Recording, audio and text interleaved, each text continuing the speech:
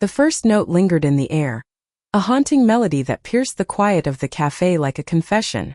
Elena's fingers trembled as she slid the sheet of music across the table, her heart pounding so loud she swore Clara could hear it. 5 best friends, bound by years of laughter and secrets, were about to unravel because of one song and the truth it carried. Elena, 38, sat in the corner of the cozy Brooklyn cafe, her auburn hair catching the glow of the setting sun. She was the quiet one, the dreamer, always scribbling poetry in the margins of her life as a high school English teacher. Her marriage to Mark was steady, predictable, like the rhythm of a metronome, comfortable but devoid of spark. Across from her, Clara, 40, leaned forward, her sharp blue eyes scanning the handwritten lyrics. Clara was the firecracker of their group, a corporate lawyer with a quick wit and a smile that could disarm anyone. Her marriage to David was a partnership of ambition, but lately she'd felt a hollow ache she couldn't name. The song wasn't supposed to exist.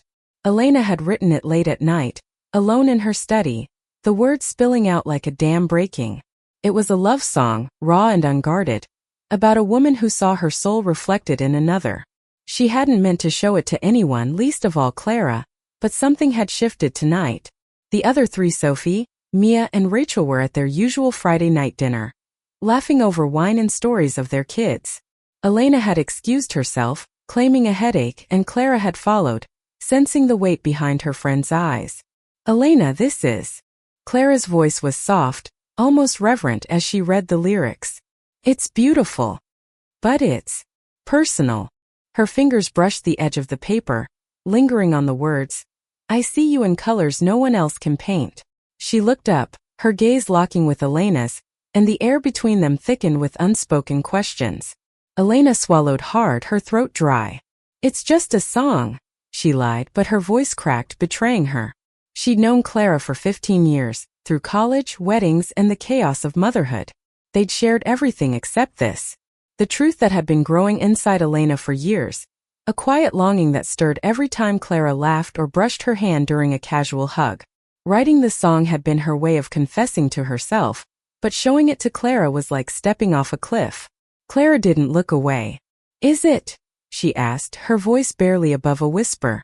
The cafe hummed around them, clinking cups, soft jazz, the murmur of strangers, but they were in their own world now. Elena felt her pulse race, torn between wanting to run and wanting to lean closer. Clara's hand moved, just an inch, resting beside Elena's on the table, close enough to feel the warmth but not touching. Not yet. Their friendship had always been the heartbeat of their group. 5 women, all married, all mothers, all tethered to the Upper West Side of Manhattan by routine and love. Sophie, 39, was the nurturing one, a pediatrician with a knack for fixing everyone's problems. Mia, 37, was the free spirit, a graphic designer who juggled her twins with chaotic joy. Rachel, 41, was the pragmatist, a financial analyst who kept them grounded. They'd met in a book club 15 years ago, bonding over dog-eared novels and late-night confessions. Their Friday dinners were sacred, a space to escape their husbands and kids, to be themselves. But Elena's song threatened to rewrite their story. Clara leaned back, exhaling slowly. We should get back to the others, she said, but her eyes didn't move from Elena's. There was something new in her gaze, curiosity maybe, or fear. Or both. Elena nodded, tucking the song back into her bag, but the weight of it lingered. She'd opened a door, and there was no closing it now. Back at the restaurant, the group was in full swing. Sophie was recounting a story about a patient who'd drawn her a picture of a dinosaur, her hands animated, her dark curls bouncing. Mia, wine glass in hand, was laughing so hard she nearly spilled. Rachel, ever the skeptic, raised an eyebrow but couldn't hide her grin. The table was a mess of plates and half-empty glasses, the kind of chaos that felt like home. But as Elena slid into her seat, she felt Clara's presence beside her like a current, electric and dangerous. Did we miss anything good? Clara asked, her tone light, but her knee brushed Elena's under the table. It was accidental, or was it? Elena's breath caught, and she forced a smile, trying to focus on Sophie's story. But her mind was elsewhere, replaying the moment in the cafe, the way Clara's eyes had softened as she read the lyrics. The song wasn't just about Elena's feelings, it was a mirror, reflecting something Clara hadn't admitted to herself. As the night wore on, the group's laughter filled the restaurant, but Elena felt like she was watching from a distance. She stole glances at Clara, who was quieter than usual, her fingers tapping restlessly on her glass. The others didn't notice, too caught up in their stories, but Elena saw a crack in Clara's perfect facade. Something was shifting, and it scared her as much as it thrilled her. When they hugged goodbye outside the restaurant, Clara's arms lingered around Elena a moment too long. "We need to talk about that song," she whispered, her breath warm against Elena's ear. Elena nodded, her heart racing, knowing that whatever came next would change everything. The next morning, Elena woke to the sound of her daughter, Lily, singing off-key in the kitchen. The normalcy of its cereal bowls, cartoons, Mark's half-read newspaper felt like a lie. She'd barely slept, her mind replaying Clara's whisper, "We need to talk about that song." Clara lived 3 blocks away, in a sleek apartment with floor-to-ceiling windows and a view of the Hudson. Elena had always envied Clara's life, not just the success, but the way she carried herself like she belonged anywhere. But last night, Elena had seen something new: vulnerability. It made her want to reach out and hold Clara, to tell her everything, but fear kept her silent. What if Clara didn't feel the same? What if the song destroyed their friendship, their group, their lives? By noon, Elena was at the park with Lily, pushing her on the swing while her phone buzzed with a text from Clara.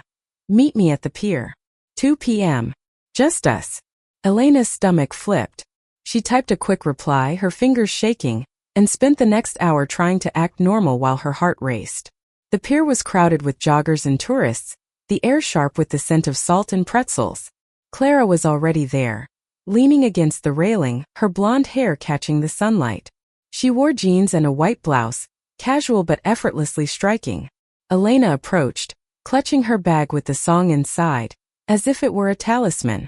"You didn't bring Lily," Clara said, her tone teasing but her eyes searching. "Mark's got her," Elena replied, her voice unsteady. I didn't know what to expect." Clara turned to face the water, her hands gripping the railing. "That song," she started, then paused, as if choosing her words carefully. "It's not just a song, Elena. It's us, isn't it?" Elena's breath caught. She wanted to deny it, to laugh it off, but the truth was too heavy. "I didn't mean for it to happen," she said, her voice barely audible over the waves. "I've felt this way for a long time, Clara. I tried to ignore it, but it's there, every time I'm with you." Clara's eyes widened, a mix of shock and something softer, recognition, maybe. "I've been trying to figure out why I can't stop thinking about you," she admitted, her voice low. "When I read those lyrics, it was like you saw me, really saw me." They stood in silence, the weight of their words settling between them. Elena felt exposed, like the world could see her heart laid bare. Clara reached out, her fingers brushing Elena's wrist, and the touch sent a shiver through her. It was the first time they'd crossed that line, and it felt like a spark igniting a fire. "We're married," Clara said, her voice breaking. "We have kids.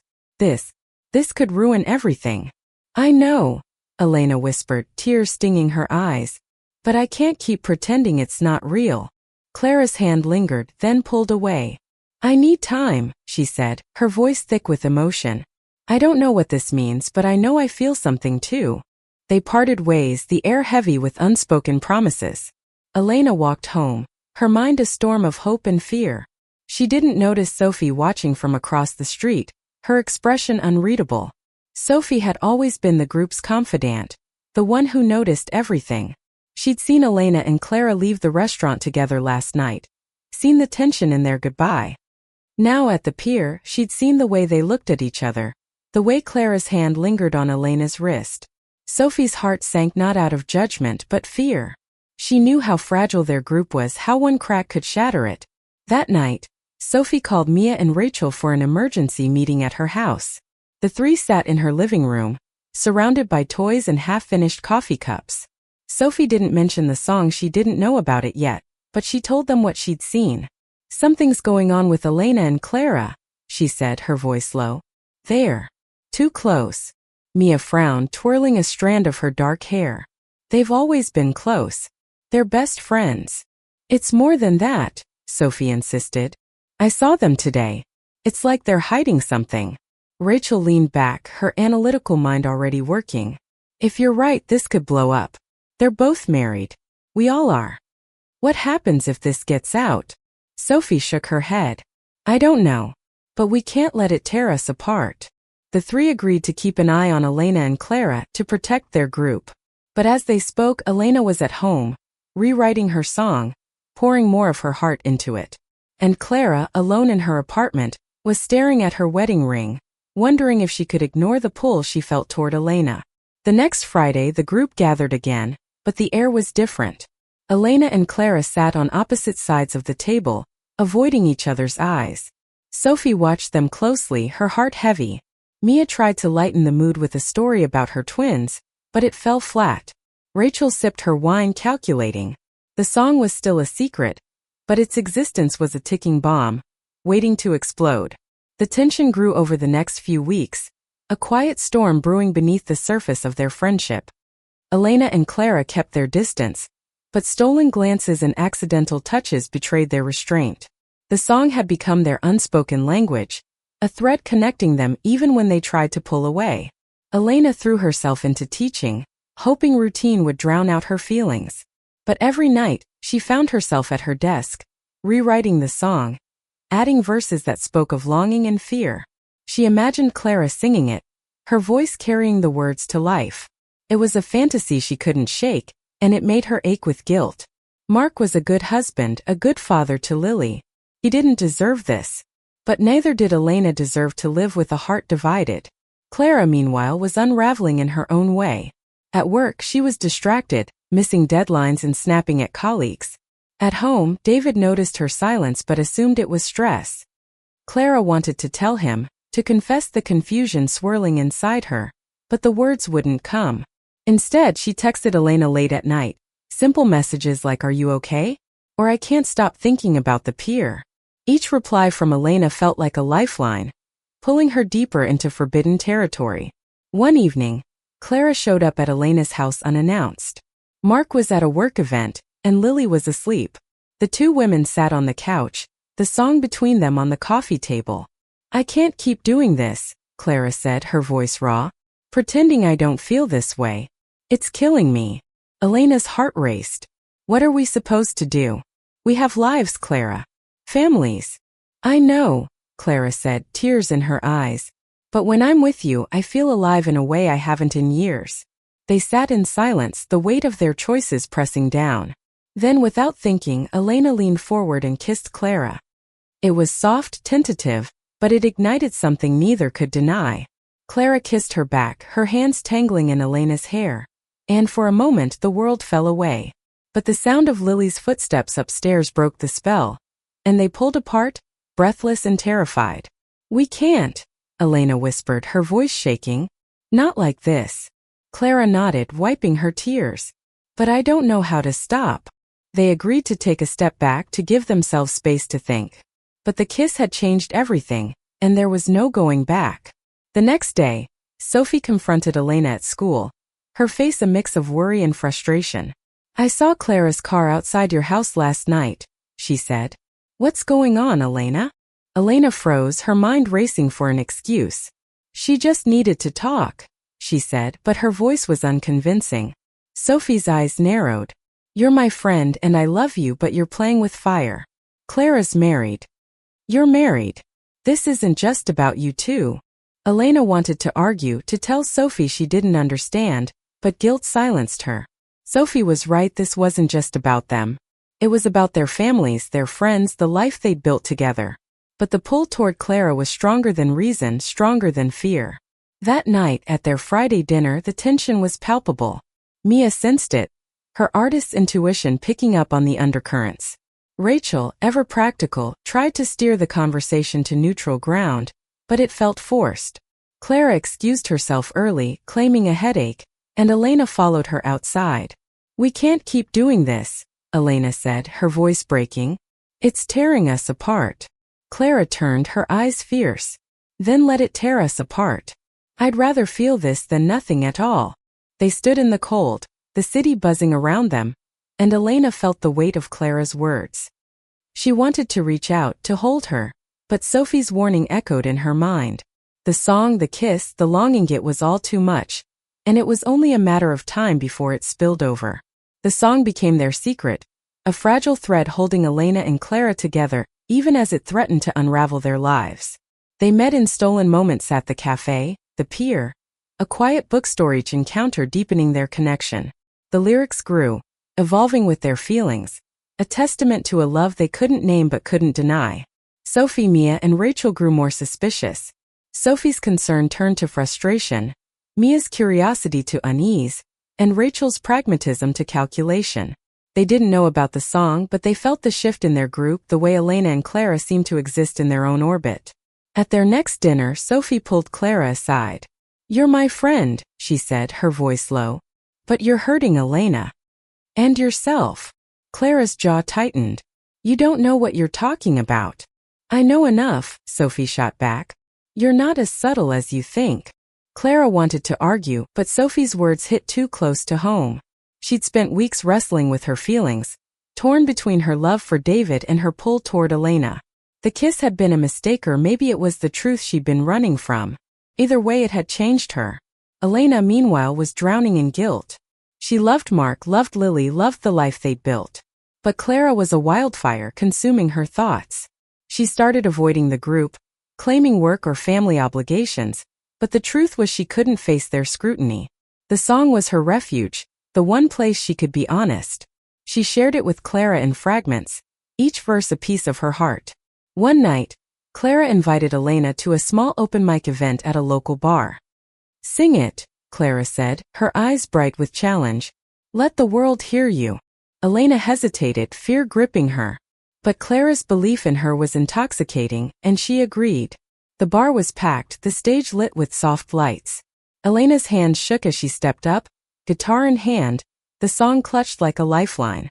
Clara stood in the crowd, her gaze steady, grounding her. The first notes were shaky, but as Elena sang, her voice grew stronger. The lyrics poured out, raw and honest, a love letter to Clara disguised as art. The crowd was silent, captivated, and Clara's eyes shone with tears. For those few minutes it was just them, the world fading away. But Sophie was there in the back, her face pale. She'd followed Clara, hoping to understand. Now hearing the song, she knew.